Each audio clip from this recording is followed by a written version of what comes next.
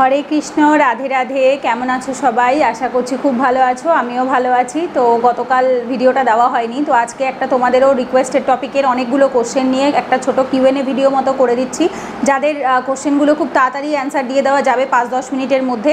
তো সেগুলোর জন্য আলাদা ডেডিকেটেড একটা ভিডিও তো করি না। আগের ভিডিওটাতেও আমি একটা এরকম কিউএনএ মতো করেছিলাম, যেখানে 4-5টা টপিক কমপ্লিট করেছিলাম, এবং আজকের ভিডিওটাও সেরকমই হবে, যেখানে তোমাদের 4-5টা মতো রিকোয়েস্টেড টপিক আমি কভার করব।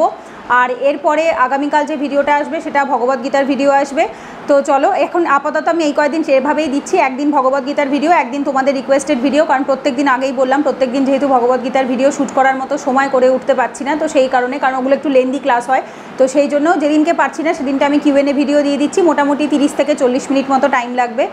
তো আমাকে একজন কমেন্টে লিখেছিল, নাম হচ্ছে বনানী মণ্ডল, অনেকগুলো ভিডিওতেই কমেন্টে লিখেছিল, প্লিজ এটা একটু আমায় বলবে, কেউ কোনো মন্ত্র দ্বারা বেঁধে রাখতে পারে? মানে ধরো কোনো শুভ হওয়া কাজ, যেমন বিয়ে, সব এগিয়েও হচ্ছে না, নাকি কেউ মানে মানুষ বাধা সৃষ্টি করে রেখেছে? প্লিজ এ ব্যাপারে একটা ভিডিও করে দিও। অ্যাস্ট্রোলজার অনেকের কাছে এই বিষয় নিয়ে যাচ্ছি, তারা এইসব বলছে অনেক টাকা নেবে শুনছি, বাট তুমি যদি একটু গাইড করো এটা হয় কি না এরকম, আর হলে কি করা উচিত প্লিজ দিদি একটু জানিও।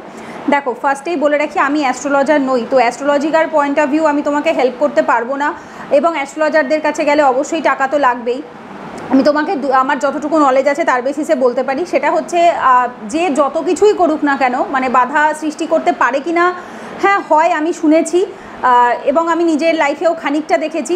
বহু বছর আগে এরকম আমার সাথেও, বহু বছর আগে, তখন আমি বোধহয় ক্লাস 11-এ পড়তাম, তো আমার এরকম শুনেছিলাম যে এক রিলেটিভের মধ্যেই কেউ কিছু একটা শুনেছি, ওই মন্ত্র পড়া বা জাদু এরকম কিছু একটা করে। তো এটা একটা ডেফিনেটলি প্রসেস আছে, আমার প্রসেস সম্পর্কে কোনো আইডিয়া নেই, বাট শুনেছি এটা হয় এবং অনেকের সাথে এটা হয়েছে। অনেকে এটাকে নজর বলে থাকে, কারণ অনেকে বলে যে নজর লাগলে পরে অনেকের খারাপ হয়েছে। বহু লোক নাকি শুনেছি কেউ বান মেরে কারোর প্রাণ অবধি নিয়ে নিতে পারে, আস্তে আস্তে স্লো পয়জনিং করে কাউকে মেরে ফেলতে পারে। এরকম অনেক ধরনের জিনিসপত্র রয়েছে, যেটা কাইন্ড অফ বলতে পারো মিসইউজ অফ পাওয়ার। ঠিক আছে, যে এই যে তান্ত্রিক সাধনা বা যেটা একেবারেই খারাপ কিছু নয়, বাট সেটাকে লোকে খারাপ দিকে, ব্ল্যাক ম্যাজিকের দিকে কনভার্ট করে দিয়েছে, এবং এটাকে একটা বাজেভাবে, খারাপভাবে মিসইউজ করছে, এই ক্ষমতাটার অপব্যবহার করছে, আর কিছু না। তো এই জিনিসটা হয়, এটা আমি শুনেছি, বাট এটা কী পদ্ধতিতে মানে এটাকে কাটানো যায় ওইভাবে, মানে কী বলবো, শাস্ত্রের মতে বা বলতে পারো অ্যাস্ট্রোলজারদের মতে, সেটা নিয়ে আমার কোনো নলেজ নেই। তবে তোমাকে আমি একটা জিনিস বলতে পারি, আমার স্পিরিচুয়াল মতামত ডেফিনেটলি আছে, কারণ একজন বৈষ্ণব ভক্তদের যেরকম আমরা মনে করে থাকি, আমরা যেরকম জীবনযাপন কাটাই বা করি, সেটাতে 100 বার কাজ হয়। যেমন এর আগের ভিডিওতে আমি অনেকবার বলেছি, দান, জপ, তপ, দান, এই 3টে জিনিসের মারাত্মক মহিমা থাকে। জপ, তপ, দান। জপ হচ্ছে ভগবানের নাম জপ করা, তপ হচ্ছে তপস্যা করা, দান হচ্ছে কাউকে কিছু, গরিব মানুষকে, তারপরে হচ্ছে গরুকে, স্পেশালি গো সেবা খুব বড় সেবা মানা হয়ে থাকে, অন্নদান অনেক বড় দান মানা হয়। তো গরিব মানুষকে বা হচ্ছে গোমাতাকে যদি তুমি কিছু খাবার খাওয়াও, ডেফিনেটলি সেটা কখনো মানে কোনো খারাপ দিকে যায় না। আর অনেকে বলে যখন কোনো জিনিস সংকট আসে বা কোনো বাধা সৃষ্টি করে রাখে, তখন 2টো মন্ত্র জপ করলে ডেফিনেটলি কাজ হয়। এক হচ্ছে হনুমান চল্লিশা, ডেলি বেসিসে হনুমান চল্লিশা পাঠ করতে লাগে, কারণ হনুমানজি সমস্ত বাধা বিপত্তি কাটিয়ে দেন। এবং যদি কোনো সংকট আসে, কোনো কাজ হতেও যদি না হয়, সেক্ষেত্রে নৃসিংহ ভগবানের যে মন্ত্রটা থাকে, সেই মন্ত্রটা ডেলি বেসিসে পাঠ করতে হয়, কারণ নৃসিংহ ভগবান এবং হনুমানজি এরা দুজনেই কিন্তু বাধা, যদি কেউ জীবনে কোনো সংকট আসে, বাধা আসে, কেউ কোনো কিছু হতে গিয়েও হয় না, সেই ক্ষেত্রে তারা বাধা কাটিয়ে দেন। তো সেক্ষেত্রে তুমি হনুমান চল্লিশা পড়তে পারো, এবং নৃসিংহ ভগবানের যে মন্ত্রটা থাকে, প্রণাম মন্ত্র, সেটা প্রত্যেক দিন পাঠ করতে পারো। ইউটিউবে সার্চ করলেও পেয়ে যাবে। হনুমান চল্লিশা প্রথম দিকে রোজ কানে শুনবে, রাত্রিবেলা ঘুমাবার সময়, তারপর সকালবেলা স্নান করে উঠে রোজ পাঠ করবে। তো এই জিনিসটা ডেলি বেসিসে করো, কারণ এতে কোনো পয়সা লাগে না। কারণ তুমি যেহেতু বলছো যে অ্যাস্ট্রোলজাররা টাকা নেবে, সেটা যদি তোমার মানে পসিবল নয়, তো সেক্ষেত্রে যদি ফ্রি অফ কস্ট করতে চাও, নৃসিংহ ভগবানের প্রণাম মন্ত্র রোজ পাঠ করো, এবং তার সাথে হচ্ছে হনুমান চল্লিশা, আর তার সাথে নাম জপ করতে পারলে সবচেয়ে ভালো হয়। নাম জপ মানে হচ্ছে তুমি যাকে মানো আর কি, সেটা যার সেবা করো। আমরা যেমন হরে কৃষ্ণ মহামন্ত্র করি, গৌড়ীয় বৈষ্ণবরা হরে কৃষ্ণ মহামন্ত্র করে, কেউ রাধে রাধে মালা করে, কেউ ওম নমঃ শিবায় করে, যে ভগবানকে মানে, যে রূপে মানে, তুমি সেই রূপে তার নাম জপ করো। ভগবানের নাম জপে সমস্ত পাপ, সমস্ত বাধা সব কিছু কেটে যায়, এর থেকে ওপরে আর কিছু হয় না। ঠিক আছে। আর অ্যাস্ট্রোলজারদের কাছে গেলে তারা ডেফিনেটলি তোমাকে স্পেসিফিক কোনো সাজেশন দিতে পারবে। অনেকে আংটি পড়তে বলে, অনেকে অনেক কাঠ কিছু নিতে বলে, তো এক একজনের এক একটা পদ্ধতি হয়। ওই বিষয়ে আমার সত্যি বলতে কোনো নলেজ নেই। আমি যতদূর জানি, জীবনে যদি বাধা আসিবেন, আমার লাইফেও একটা টাইম এরকম সেম জিনিস হতো। তো আমার এই রিসেন্ট আজ থেকে 1 বছর আগে বা 6 মাস আগে বলতে পারো, 1 বছর বলবো না, 6 মাস আগে 24-এর শুরুর দিকটাতে এরকম হয়েছিল। তবে আমার কিন্তু হনুমান চল্লিশা পাঠ করার পর থেকেই আস্তে আস্তে সমস্তগুলো, এবং নাম জপ তো আমি ডেলি বেসিসে করি, তো সেগুলোতে কাটতে থাকে। এবং তার সাথে যে কোনো একটা মাসে ব্রত পালন করা, বা যেগুলো হচ্ছে তপস্যা, মানে ব্রতের মাধ্যমে যে তপস্যাটা করা হয়। তারপরে দিনের মাসের পার্টিকুলার একটা দিনে, যেমন বৈষ্ণবরা দ্বাদশীর দিন দান করে, একাদশীতে, আজকে যেমন ইন্দিরা একাদশী, তো একাদশীতে আমরা ব্রত করে পরের দিন ব্রত সবসময় সমাপ্ত হয় একটা দানের মাধ্যমে, তো না হলে সেই ব্রতটা কমপ্লিট হয় না। পারণ যখন করে তখন কোনো গোমাতাকে সেবা দেওয়া, বা কোনো অবলা জীবকে বাড়ির সামনে থেকে যাচ্ছে একটুখানি ফল খাওয়ালে, একটু রুটি খাওয়ালে, বা হচ্ছে বিড়াল কুকুর থাকলে তাদেরকে একটু ভাত মেখে দিলে, বা যদি কোনো গরিব মানুষকে কিছু অন্নদান করতে পারো, একটু টাকা দিতে পারো, খাবার জিনিস দিতে পারো। অন্নদান সবচেয়ে বড় দান, এবং গোমাতার সেবা সবচেয়ে বড় সেবা বলা হয়। তো সেক্ষেত্রে এই দুটো জিনিস যদি করতে পারো তাহলে ডেফিনেটলি তাতে যদি কোনো বাধা থেকেও থাকে, সৃষ্টি করেও থাকে, সেটা আস্তে আস্তে কেটে যায়। তবে অবশ্যই এগুলোতে অনেক ধৈর্য লাগে, এগুলো একেবারে রাতারাতি একদিনে কিছু কাজ হয়ে যায় না, বিকজ এই জিনিসগুলো না মানে সেই হোমিওপ্যাথি অ্যালোপ্যাথি ওষুধের মতো, এটা হোমিওপ্যাথি ওষুধের মতো, এটা করতেও ধৈর্য লাগে, রেজাল্ট আসতেও অনেক সময় লাগে, এবং এটাতে বিশ্বাস, ভক্তি, ধৈর্য, তিনটে জিনিস থাকলে তবে কেউ বেশি দিন অবধি এই জিনিসটা কন্টিনিউ করতে পারে। তো এটা করে দেখো, এটাতে কোনো পয়সা লাগবে না, আমি যেগুলো বললাম এগুলো খুব ফ্রি অফ কস্ট বা অল্প কিছু পয়সাতে সাধারণভাবেই হয়ে যায়। আর যদি তুমি চাও অ্যাস্ট্রোলজারের কাছে যেতে, তাহলে ডেফিনেটলি তুমি যেতে পারো। এবার অ্যাস্ট্রোলজারও সবাই যে ভালো হয় এরকমটা নয়, ডেফিনেটলি স্পেসিফিক অ্যাস্ট্রোলজার থাকে। যেমন আমি এর আগেও তোমাদের আমার অনেক ভিডিওতে বলেছি, পূজাদি যিনি আমার অ্যাস্ট্রোলজার, তো আমি দিদির আগে যে অ্যাস্ট্রোটকের যে নামটা, আমি সেটা আগে জানতাম না, আমি আগে অনেক ভিডিওতে তোমাদের বলেছি যে আমি নামটা জানি না। দিদির আমি আগের দিন জিজ্ঞেস করেছিলাম দিদিকে যে দিদি সবাই জিজ্ঞেস করে, তুমি একটুখানি আমাকে তোমার অ্যাস্ট্রোটকের নামটা লিখে পাঠাও। দিদির অ্যাস্ট্রোটকের যে অ্যাকাউন্টটা যে নামে রয়েছে সেটা হচ্ছে মীরানসী, মীরানসী, MIRANSHI, MIRANSHI, মীরানসী দিয়ে সার্চ করবে অ্যাস্ট্রোটকে, ওখানে পেয়ে যাবে পূজাদিকে। তো আমি দিদি, আমার যে অ্যাস্ট্রোলজি যাবতীয় যা দিদি বলে সেটা সম্পূর্ণ দিদি বলে, এবং তুমি চোখ বন্ধ করে নিঃসন্দেহে তাকে বিশ্বাস করতে পারো, কারণ সে আমার ব্যাপারে আজ অবধি যা যা বলেছে সব ঠিক, আগেও যা বলেছে সব ঠিক, এখনও যা বলছে তাও ঠিক, এবং ভবিষ্যতের জন্য যেগুলো বলেছে আমি একটা একটা করে সব মেলাতে দেখেছি, সব অলমোস্ট মানে 95% অ্যাকিউরেসি দিদির লেভেল, মানে মারাত্মক লেভেলে থাকে। যেরকম তুমি সেরকমটাই বলবে, এবং উল্টো পাল্টাভাবে কোনোভাবে গাইড করে না। হ্যাঁ, অবশ্যই কস্টলি একটু তো তাদের চার্জ থাকবে, এটা তোমাকে বুঝতেই হবে, যেটা ফ্রিতে কখনোই পসিবল নয়, কারণ আমরাও যেরকম একটা কাজ করি, তারাও ওটা তাদের কাজ, ওটা তাদের প্রফেশন, তো আমরা কারোর থেকে কারোর প্রফেশন ফ্রিতে এক্সপেক্ট করতে পারি না, এটা উচিত নয়।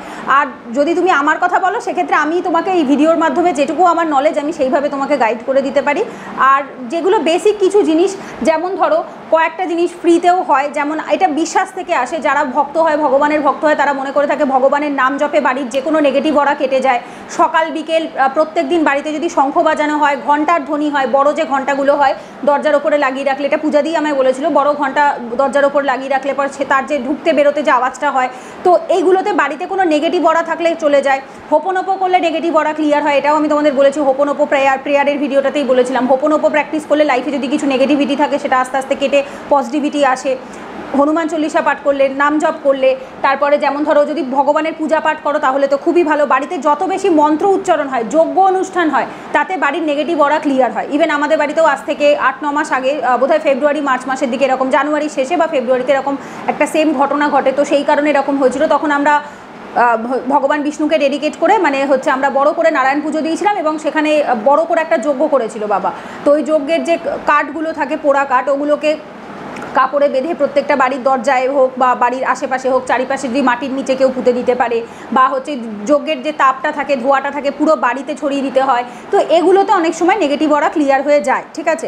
এইবার এগুলো সম্পূর্ণ বিশ্বাসের ওপর, অ্যাস্ট্রোলজির point of view totally different হয়, আর যারা ভক্তির পয়েন্ট অফ ভিউ থাকে তাদের ডিফারেন্ট হয়। এবার আমাকে যদি জিজ্ঞেস করো, আমি ভক্তির পয়েন্ট অফ ভিউয়ে বিশ্বাসী, গোবিন্দতে বিশ্বাসী আমি।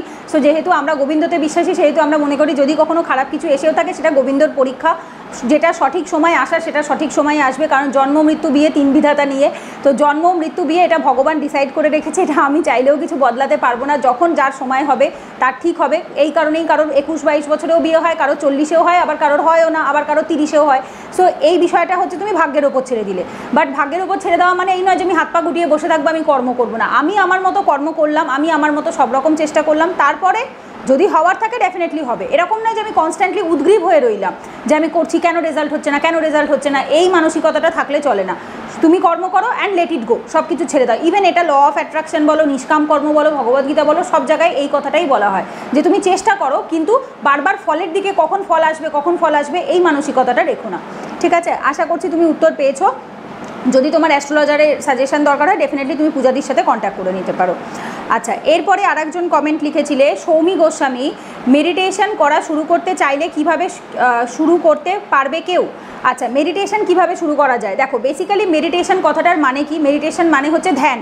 তো ধ্যান আমরা কোনো একটা জিনিসের ওপরেই করি, কোনো একটা পার্টিকুলার জিনিস আমাদের ফোকাস থাকে, যে ফোকাসটাকে আমরা মাথার মধ্যে এখানে আজ্ঞা চক্রে স্থাপন করে, এই দুই ভুরুর মাঝখানে যেটা থাকে দ্যাট ইজ কল আজ্ঞা চক্র, আজ্ঞা চক্রে স্থাপন করে তার উপরে আমরা ধ্যান করি। এইবার ধ্যানের টপিক ডিফারেন্ট হয়, এক একজনের কাছে এক এক রকম ধ্যান হয়। যেমন ধরো একটা এক্সাম্পল বলি, 2014 থেকে 2018-19 সাল অবধি যখন আমি যোগা করতাম, যোগা শিখেছি, যোগা টিচার্স ট্রেনিং কমপ্লিট করেছি, তখন আমি যে যোগা স্যারের কাছে শিখেছি, প্রদোষ কাকুর কাছ থেকে, তো আমাদের ওখানে যে ধ্যান করানো হতো সেটা ওমের ওপরে, জেনারেলি ধ্যান ওম উচ্চারণের ওপরেই হয়, এবং আমরা যে ফোকাসটা করি, কনসেন্ট্রেট করি, সেটা দুই ভুরুর মাঝখানে ওমকে আজ্ঞাচক্রে নিজেরা রিয়ালাইজ করার চেষ্টা করি। এবং এই ওমকার যেটা, সেটা ভগবান বিষ্ণু বা শ্রীহরি বা নারায়ণ বা শ্রীকৃষ্ণেরই একটা লোগো বা সাইন। ভগবানের যে অক্ষর, যেটা আমি এর আগেও ভগবদ্গীতার ক্লাসে বলেছি, ভগবানকে ডিফাইন করার একটা অক্ষর হয়, সেই অক্ষর হচ্ছে ওমকার। তো দ্যাটস ওয়াই ওটা তখন আমরা জানতাম না, বাট স্টিল আমি জানতাম না, বাট তবু আমরা যারা ধ্যান করি তারা ওমকারের ওপর ধ্যান করি। সো ওমকারের ওপর ধ্যান করা ইজ লাইক তুমি ভগবানকেই ডেডিকেট করছো। এখন যখন আমি কোনো ধ্যান করি, আমি নাম জপের মাধ্যমে মন্ত্র ধ্যান করি বা মন্ত্র মেডিটেশন করি।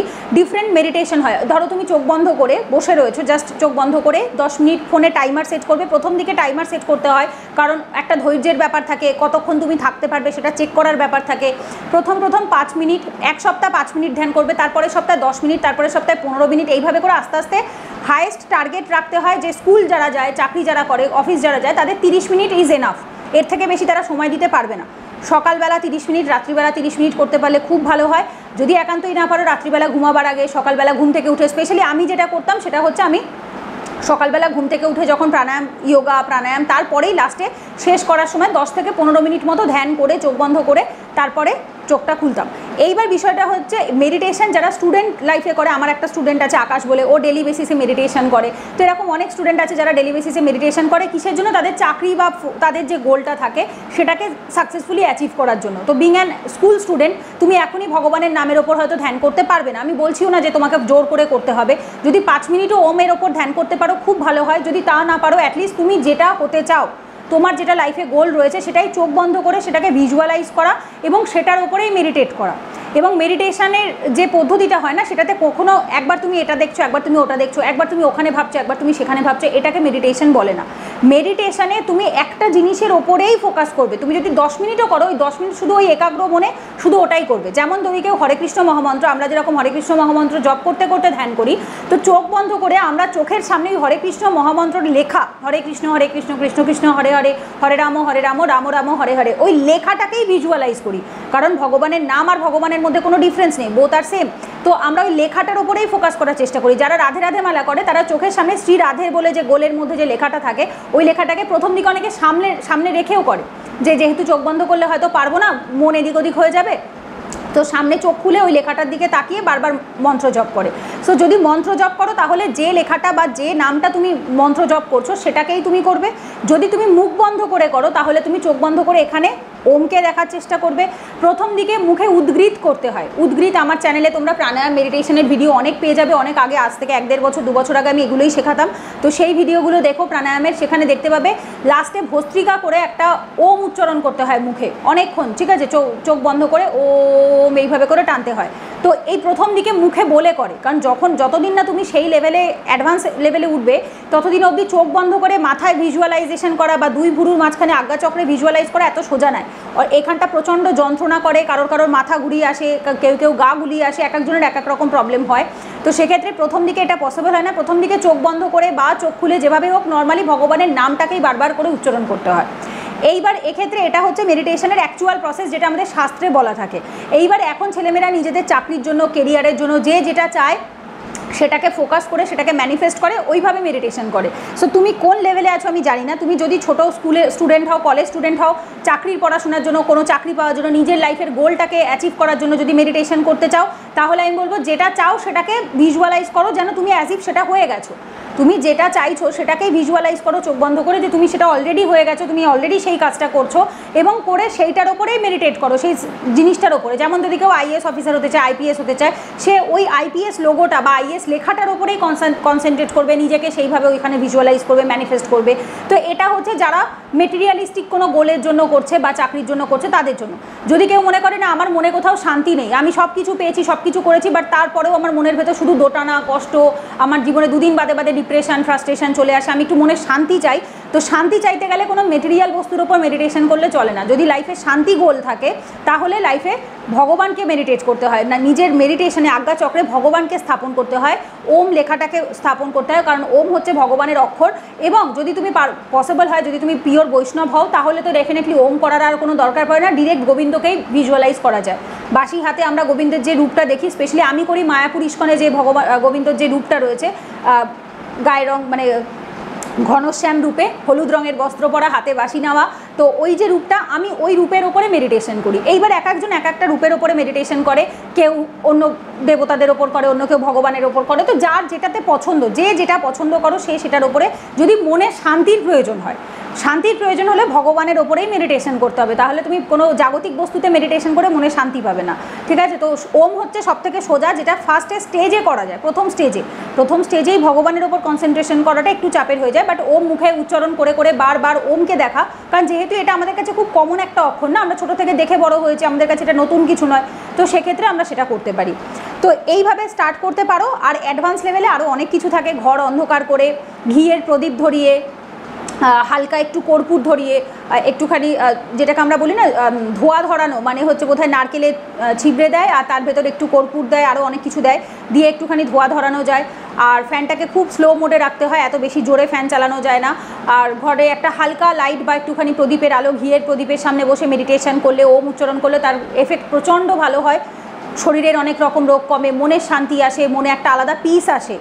ঘুম না হলে রাত্রিবেলা তাহলে মেডিটেশন করলে ঘুম হয়। এবং এটা যখন করতে করতে কেউ অ্যাডভান্স লেভেলে চলে আসে, দ্যাট টাইম সেই ব্যক্তি যেটা অ্যাচিভ করে, দ্যাট ইজ কল সমাধিস্থ হয়ে যাওয়া, ঠিক আছে। এবং সে তার ভেতরে পুরো নিমজ্জিত হয়ে যায়, ট্রান্স স্টেটে চলে আসে, এবং সে আর তখন নিজের মধ্যে থাকে না, পুরোপুরি ভগবানের সাথে বিলীন হয়ে যাওয়ার মতো একটা স্টেট আসে, দ্যাট ইজ কল দি সমাধিস্থ হয়ে যাওয়া, যেটা এনলাইটমেন্টের একটা চরম স্তর বলতে পারো, মেডিটেশনের চরম স্তর। বাট এটা স্টুডেন্টদেরকে আমি বলছি না করতে, বা তারা পারবে বা সম্ভব সময়েও সেটা আমি সম্ভব হয় না। তোমরা যে উদ্দেশ্য করছো, পার্টিকুলার একটা উদ্দেশ্যের ওপরেই ফোকাস করতে হয়। এমন না যে আজকে আমি এটা চাই, কালকে আমি ওটা চাই, পরশু আমি ওটা চাই, আমি প্রত্যেক দিন আমি ডিফারেন্ট জিনিসে মেডিটেশন করছি, তাহলে এটা কোনোদিনও ওয়ার্ক করবে না। মেডিটেশন মানেই হচ্ছে কোনো একটা একাগ্র চিত্তে যে কোনো জিনিসের ওপর ফোকাস করা, তো সেটা যেটাই হোক না কেন। মনে শান্তি চাইলে ভগবান, মেটেরিয়াল জিনিস চাইলে যেটা চাইছো সেটার ওপর ফোকাস করবে, ঠিক আছে। আচ্ছা, এবং অবশ্যই কোনো সাউন্ড যাতে না আসে, ঘরে যাতে কোনো লোকজন না থাকে, দরজা বন্ধ করে একদম নিরিবিলিতে। অনেকে, আমি যেরকম গোবিন্দর যে বাঁশির মিউজিকটা রয়েছে, কৃষ্ণের যে ফ্লুট মিউজিক, ইউটিউবে সার্চ করলে পেয়ে যাবে, প্রায় 30 মিনিট মতো একটা বাঁশির মিউজিক আছে। আমি ওটা রাত্রিবেলা ঘুমাবার সময় শুনে সবাসনে শুয়ে পাশে মিউজিকটা চালিয়ে দিই, বাঁশির যে মিউজিকটা, তো ফ্লুট মিউজিকটা চলতে থাকে, এবং আমি চোখ বন্ধ করে ওটা ভিজুয়ালাইজ করতে করতে পুরো 30 মিনিট অবধি আমি শুনতেও পারি না, তার আগে ঘুম এসে যায়। ওটা রাতে ঘুম আসতে খুব হেল্প করে। এক একজনের তো প্রবলেম এক এক রকম থাকে, তো যার যেরকম প্রবলেম থাকে সে সেইভাবে ওটাকে কাজে লাগাতে পারে। আচ্ছা, পরের কোশ্চেনটাতে যাচ্ছি। ওর নাম এখানে শো হচ্ছে না, ইউজার আইডি ZN5IGZZE এরকম কিছু একটা লেখা আছে। যাই হোক, ও একটা ভিডিওতে লিখেছিল অনেক আগে, যে 11 মিনিটের ভিডিওর 11 মিনিটের সময় আমি বলেছিলাম 80-20 ফর্মুলা, তো তখন ওখানে লিখেছিল দিদি 80-20 ফর্মুলা ওটা কেমন দিদি ভাই, ঠিক আছে। তো এটা লিখেছিল যে 80-20 ফর্মুলা জিনিসটা কি। বেসিক্যালি যারা যে কোনো চাকরির জন্য পড়াশোনা করে তারা বেশিরভাগ সবাই জানে, তারা 80-20 ফর্মুলাই অ্যাপ্লাই করে। 20% এফোর্ট দিয়ে 80% রেজাল্ট অ্যাচিভ করা। আর জেনারেলি কি হয়, এটা হচ্ছে তোমার অল্প খাটনিতে বা স্মার্ট ওয়েতে তুমি কাজ করবে। স্মার্ট ওয়ার্ক, দুটো তো কাজ হয়, একটা হার্ড ওয়ার্ক, একটা স্মার্ট ওয়ার্ক। তো হার্ড ওয়ার্ক করলে পরে, হ্যাঁ অবশ্যই হার্ড ওয়ার্ক করো, বাট সেটা স্মার্ট ওয়েতে করো। বাট যদি আমরা বোকা ওয়েতে স্মার্ট ওয়ার্ক মানে হার্ড ওয়ার্ক করি, তাহলে সেটা কোনো কাজ আসে না। তো বেসিক্যালি যখন আমি একটা এক্সামের পয়েন্ট অফ ভিউ থেকেই বলছি, 80-20 ফর্মুলা মানে হচ্ছে পৃথিবীর যে কোনো জিনিসেই একটা 80% ভাগ একদিকে থাকে, 20% ভাগ আর একদিকে থাকে, ঠিক আছে। যেমন আমাকে যদি কেউ জিজ্ঞেস করে, আমি যেটা মনে করি, আমার মনে হয় যে 80% আমাদের এজন্মের কর্ম, আর 20% হচ্ছে আমরা প্রারব্ধ সাথে করে নিয়ে এসেছি, এটা আমার মনে হয়, ঠিক আছে। এবার এক একজন 50-50 বলে, কেউ 60-40 বলে, এটা যার যার নিজের ব্যক্তিগত ব্যাপার। এবং আমি ওই ভিডিওটাতে তাই বলেছিলাম যে 20%, যেমন ধরো জন্ম মৃত্যু, আমার সামনে কোন সিচুয়েশানটা আসবে, কখন কোনটা আমার সাথে সাথে ঘটবে, এগুলো হচ্ছে আমাদের আগে থাকতে ডিসাইডেড থাকে, এটা ভাগ্য বা প্রারব্ধ, যেটা আমরা চাইলেও বদলাতে পারি না। বাট ওই সিচুয়েশনে আমি উইল আই রিয়্যাক্ট, আমি কীভাবে এটা রিয়্যাক্ট করবো, আমি কীভাবে এখানে কাজ করবো, সেই জিনিসটা আমার কর্মের ওপর ডিপেন্ড করে। আমি সেটা ভালো কর্মও করতে পারি, মন্দ কর্মও করতে পারি, ঠিক আছে। তো এই বিষয়টাতেই আমি সেই ভিডিওটাতে বলেছিলাম যে ভাগ্য আর কর্মের ক্ষেত্রে 80-20 ফর্মুলার ক্ষেত্রে। আচ্ছা, এরপরে যেটা আসি সেটা হচ্ছে এইটাকে যারা স্টুডেন্ট তারা কীভাবে ফলো করে আমি একটু বলে দিই। তুমি স্কুলে পড়লে, কলেজে পড়লে, বা কোনো কম্পিটিটিভ এক্সামের জন্য পড়াশোনা করলে, বা যে কোনো পড়াশোনা করলে যেটাতে তোমার গোল, বা তুমি যদি চাকরিও করো, যেটা আমাদের হচ্ছে স্মার্ট ওয়ার্ককে এমফাসাইজ করার জন্য করা হয়। আমি একটা এক্সাম্পল বলি, ভালো বুঝতে পারবে। ধরো যেটা ইউপিএসসি সিলেবাসের কথা যদি আমরা বলি, ইউপিএসসি, আমি যেহেতু ইউপিএসসি পড়ি সেহেতু আমি ওই রিলেটেডই বলছি। WBCS ইউপিএসসি যে সিলেবাস, তাতে ধরো একটা ছেলে প্রচণ্ড পরিমাণে হার্ডওয়ার্ক করছে, সে সিলেবাসও ঠিক মতো দেখেনি, প্রিভিয়াস ইয়ার কোশ্চেনও সলভ করেনি, প্রিভিয়াস ইয়ার কোশ্চেনকে অ্যানালিসিসও করেনি, কিচ্ছু করেনি। সে ধরে ধরে ইতিহাস, ভূগোল, পলিটি, ইকোনমি সে জানে এই সাবজেক্টগুলো আছে এবং ধরে ধরে সমানে সে পড়ে যাচ্ছে এবং অন্যান্য সব বই পড়ে যাচ্ছে। তো হার্ডওয়ার্ক হচ্ছে 80%, বাট যখন এক্সাম হবে তার রেজাল্ট আসবে 20। কেন? কারণ সে অ্যাকচুয়াল জিনিসটাই রিয়ালাইজ করেনি যে পরীক্ষায় কোশ্চেনটা করে কোথার থেকে, আসে কোথার থেকে। আরেকজন যে স্মার্ট ওয়ার্ক করবে সে কী করবে, সে সবার আগে সিলেবাসকে মুখস্থ করবে, তারপর প্রিভিয়াস ইয়ার কোশ্চেনকে মুখস্থ করবে, করে তারপর কোশ্চেনের কী কী অপশান সেট হয়েছে, কোশ্চেন কীভাবে ফর্ম হয়েছে সেটাকে অ্যানালিসিস করবে, যে যে টপিকগুলো থেকে কোশ্চেন এসছে সেগুলোকে সব একটা জায়গায় জট ডাউন করবে, subject wise, history, geography, polity, economics, এভাবে করে সে সাবজেক্ট ওয়াইজ সে জট ডাউন করবে।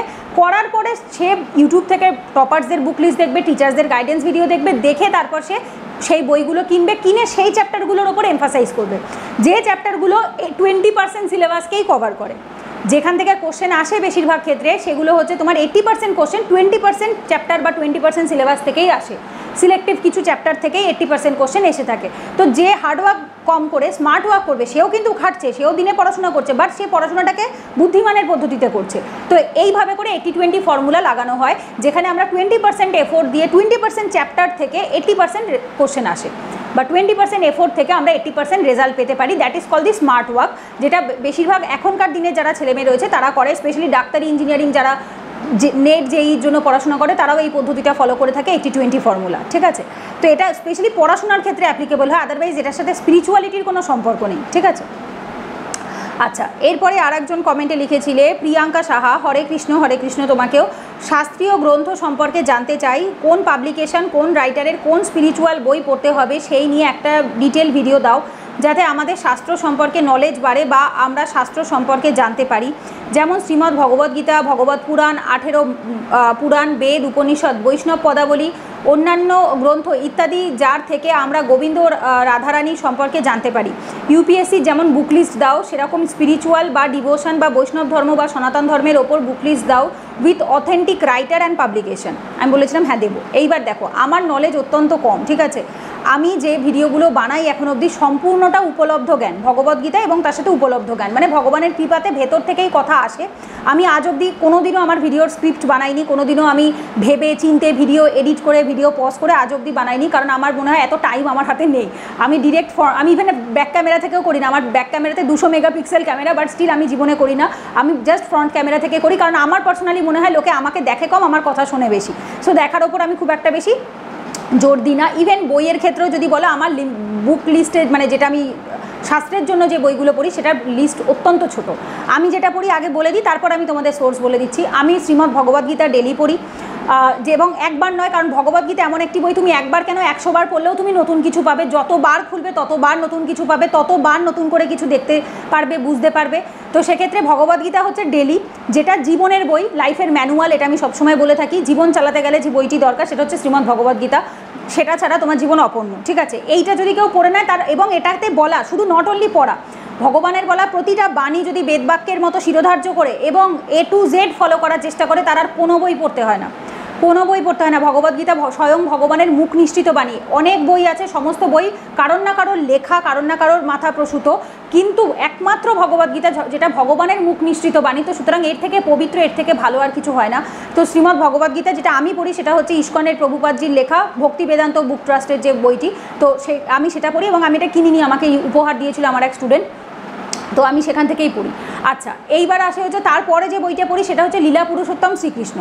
যারা শ্রীমদ্ ভগবতম এখন অবধি স্টার্ট করেনি পড়ায়, যেমন আমি নিজে এখন অবধি ভগবতম নিজে থেকে পড়ি না, কারণ ভগবতম প্রথমত একটু কস্টলি, প্রায় 9,000 বা 8,000 টাকা মতো দাম, যেটা একসাথে অ্যারেঞ্জ করে একসাথে অনেকগুলো পার্ট, যেহেতু একটা দুটো বই না, ওখানে প্রায় বোধহয় 12টা মতো পার্ট রয়েছে, তো অতগুলো বই একসাথে কেনাটা একটু চাপের হয়ে যায়, এবং এই মুহূর্তে আমি সেটা কিনছি না, কারণ ভগবতম আর ভগবানের মধ্যে দেয়ার ইজ নো ডিফারেন্স। ভগবান বিষ্ণু এবং ভগবতম সম্পূর্ণ এক, ভগবানের শরীরের এক একটা অংশের সাথে ভগবতমের মানে ভগবত মহাপুরাণের যে বইটি রয়েছে সেটাকে কম্পেয়ার করা হয় বা বলা হয় একই, ভগবানও যে ভগবত পুরাণও সে।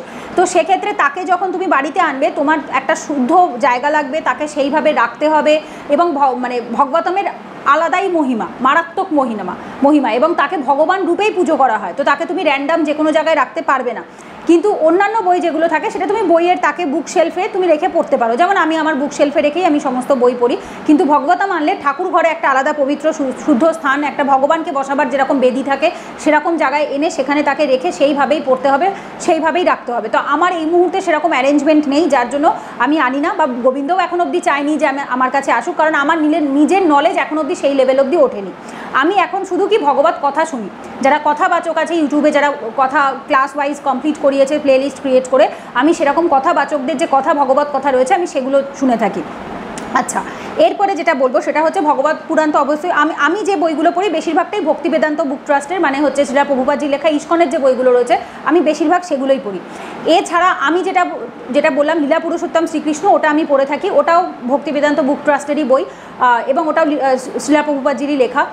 বাকি অন্যান্য পাবলিকেশনও আছে, যেমন ধরো আমার যতদূর জানা আছে একটা আছে গীতা প্রেস বলে একটা বুক ট্রাস্ট আছে, গীতা প্রেসের ভগবদ্গীতা অনেকে পড়ে থাকে, তবে সেগুলোতে এক্সপ্লানেশন সেরকমভাবে আমি দেখিনি, সেখানে মানে খুব সম্ভবত আমার যতদূর ধারণা আমি দেখেছিলাম একটা ভিডিওতে সংস্কৃত শ্লোক এবং তার সাথে হচ্ছে বাংলায় অনুবাদ বা হিন্দিতে অনুবাদটা রয়েছে, এক্সপ্লানেশন তুমি পাবে না সেখানে, কারণ শুধুমাত্র অনুবাদ করে অনেক সময় অনেকে বুঝতে পারে না, যারা বিগিনার থাকে সবে আসে, তো সেক্ষেত্রে এক্সপ্লেন করা থাকলে অনেক বেশি সুবিধা হয়, তাৎপর্য না থাকলে বুঝতে একটু অসুবিধা হয়, ঠিক আছে।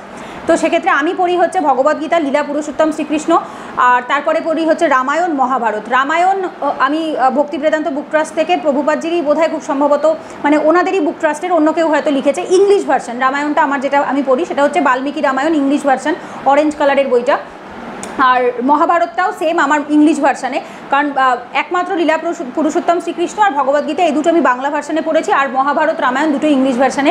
রামায়ণ আমি নিজে কিনেছিলাম, আর মহাভারত আমাকে পূজাদি গিফট করেছিল দিল্লি থেকে, যে আমি পূজাদির কথা যে ভিডিওতে বলি, পূজাদি আমাকে মহাভারত গিফট করেছিল। তো এই দুটো, আর তার সাথে আমার পুরনো একটা রামায়ণ ছিল, অনেক ছোটোবেলায় আমার ঠাকুমার ছিল, মানে আমার ঠাকুমারটাই আমাদের ঘরে ছিল, আমি এর আগেও একটা এই চ্যানেলে একটা ভিডিওতে বলেছিলাম, তো সেখান থেকে কিছুটা পড়েছি, তবে ওটা অনেক ছিঁড়ে গেছে, বাংলায় লেখা একটু অসুবিধা হয়, এবং ওটা ওই পদাবলী টাইপের কবিতার স্তর, মানে ছন্দে লেখা, ওটা এক্সপ্লেন করা বা শাস্ত্রীয় নলেজের সাথে সেভাবে লেখা নয়, তো যার জন্য আমি খুব একটা পড়ি না বা স্কিপ করি। তো আমি যদি পড়ি বলতে পারো আমি রামায়ণ, মহাভারত, লীলা পুরুষোত্তম শ্রীকৃষ্ণ, শ্রীমদ্ ভগবদ্গীতা, এই চারটে হচ্ছে মোটা বই, বড় বই। এছাড়া যেমন ছোট ছোট পাতলা বই আছে তোমার ইস্কনেরই, যেমন জন্ম মৃত্যুর পরাপর একটা রয়েছে, তারপর হচ্ছে প্রহ্লাদ মহারাজের দিব্য আদেশ বা দিব্য বাণী এরকম টাইপের রয়েছে, প্রহ্লাদ মহারাজ কী উপদেশ দিয়েছেন, ভক্তদের কেমন হওয়া উচিত, তো এই ধরনের কিছু বই, ছোট বই আমার কাছে রয়েছে, আমি পড়ে থাকি। তো এগুলো অনেকবার আগেই পড়া হয়ে গেছে, এখন আর সেরকমভাবে পড়া হয় না। আমি যেটা ডেলি বেসিসের যেটা পড়ি সেটা হচ্ছে ভগবদ্গীতা। আর এছাড়া তো যদি তোমরা পড়তে চাও শ্রীমদ্ ভগবতম তো অবশ্যই রয়েছে। ভক্তি বেদান্ত বুক ট্রাস্ট, যারা ভক্তির পথে আসতে চাও, দেখো আমি আবার একটা কথা বলে দিচ্ছি, ইস্কনের যারা ভক্ত হয় তারা ভক্তি মার্গে চলে, বা যারা গৌড়ীয় বৈষ্ণব হয় তারা ভক্তি মার্গে চলে, ঠিক আছে, তারা বুদ্ধি মার্গ, জ্ঞান মার্গ বা অন্যান্য যে ধ্যান যোগ, অন্যান্য যে যোগ রয়েছে, আমরা সেই যোগের ভক্ত নই, আমরা ভগবানের ভক্ত, আমরা ডিভোটি, আমরা কৃষ্ণ ডিভোটি। তো সুতরাং আমরা কৃষ্ণের ডিভোটি, যেহেতু আমরা ভক্তি মার্গে চলি, ভক্তি বেদান্ত বুক ট্রাস্টে ভক্তির ওপরেই এমফাসাইজ দেওয়া হয়। তো সুতরাং যদি কেউ পড়ো, ভক্তির মানসিকতা যদি থাকে তবেই তোমরা এই বই কিনবে, আদারওয়াইজ যদি বিশ্বাস না থাকে, যদি মনে হয় যে আমরা ভক্তি করতে চাই না, ভগবানের ভক্ত হতে চাই না, তাহলে দরকার নেই, ঠিক আছে। সো আমি ভক্তি বেদান্ত বুক ট্রাস্টেরই সমস্ত যা আমার কাছে যা আছে সেগুলোই। এছাড়া অন্যান্য যেরকম বললাম গীতা প্রেসেরও বই পাওয়া যায়, রামকৃষ্ণ মিশনেরও বই পাওয়া যায়। এবার এটা ডিপেন্ড করছে তুমি কোথা থেকে দীক্ষিত হবে, তুমি কোন সম্প্রদায় থেকে বিলং করো তার উপর। যেমন আমি নিজে গৌড়ীয় বৈষ্ণব সম্প্রদায় ফলো করি, তার জন্য আমি গৌড়ীয় বৈষ্ণব সম্প্রদায়ে প্রভুপাদজির লেখা বইগুলোই আমার বিশ্বাস হয় আমি পড়ি। এবার যার যেটা বিশ্বাস হয়, যে যেটা পড়তে পছন্দ করে, সেটা সম্পূর্ণ তার নিজের ব্যক্তি স্বাধীনতা, ডেমোক্রেসিতে সবাই বাঁচছে, তো যে যেটা পছন্দ করে সে সেটাই পড়ে। আচ্ছা, আর একটা জিনিস যে তুমি যেটা জিজ্ঞেস করেছিলে, শ্রীমদ্ ভগবত গীতা আমি বললাম, ভগবত পুরাণ, ভক্তিবেদান্ত বুক ট্রাস্টের 18টা পুরাণ, যার ভেতর গরুর পুরাণ সম্পর্কে আমার একটু নলেজ আছে। গরুর পুরাণ আমি এখনও কিনিনি, আমি বিয়ের পরে কিনবো।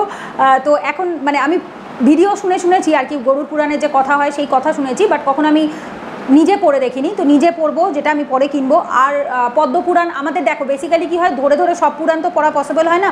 ইভেন যারা তোমার গৌড়ীয় বৈষ্ণব তারা বলে ভগবত পুরাণ হচ্ছে মহাপুরাণ।